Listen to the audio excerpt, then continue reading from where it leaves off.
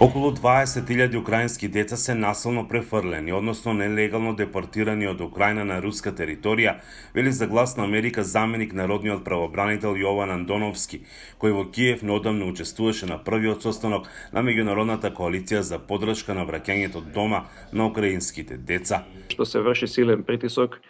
да се индоктринираат и прифатат дека се Руси, а не украинци, и притоа не им се дава никаква можност да контактираат со својата матична држава или пак да се вратат назад на собствената татковина. Со цел надминување на ваквата состојба, неколку држави, како што се Катар, Ватикан, се иницијатори на тоа да се работи со Руската Федерација на враќање на децата назад во Украина.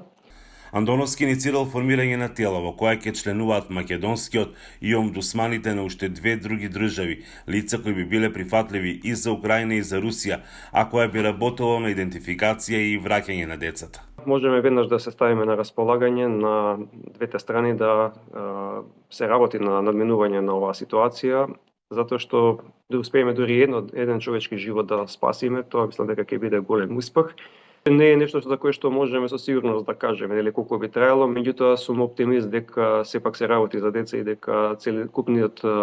придонес на овој тим би бил од заедничко прифатливо задоволство на двете страни. Џабер Дерала, председател на Центарот за слобода цивил, кој во Киев учествувал како представник на граѓанското општество, вели дека станува збор за илјадници деца раселени низ Русија, Белорусија и други делови од окупираните подрачја на Украина. Тоа е една ситуација во која тие деца се крадат, буквално се оттргнуваат од украинското ткиво и се индоктринираат, се русифицираат и им се губи трагата, бидејќи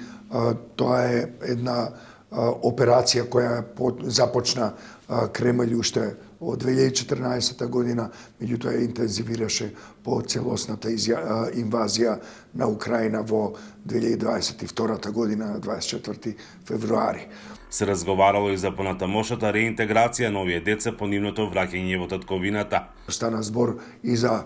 силна заложба, за притисок врз руските власти да ги вратат децата, за лоцирање на децата, каде се наоѓаат и да се реинтегрираат во украинското општество, подготовка на програми за нивно враќање во општеството и санирање на последиците на траумите од русификацијата на овие деца, како што рече и народниот правобранител на Украина Дмитро Љубинец, кој рече ако ги враќаме децата со ова темпо, до сега се вратени 380 и неколку деца, ќе ни бидат потребни 55 години да ги вратиме децата. Андоновски и Дерала во Киев учествуваа и на меѓународната конференција Слобода или страв, посветена на човековите права. За Гласот на Америка, Мики Трајковски.